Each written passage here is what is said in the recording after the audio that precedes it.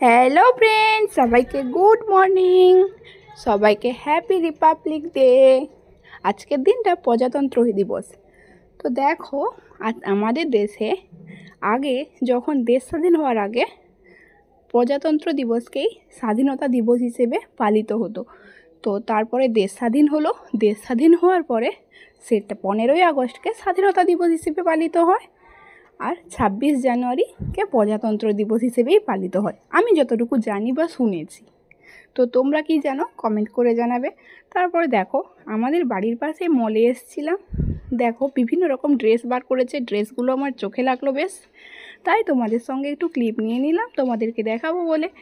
আর মলে তো winter special 50% ছাড় দিচ্ছে, আর কসমেটিক্সের উপরেও 50% ছাড়। তো যার যার ভালো লাগছে চলে এসো, নিয়ে যাও। বাই বাই সবাইকে, আবার আসছি নতুন ভিডিও নিয়ে। ভালো লাগলে লাইক করো।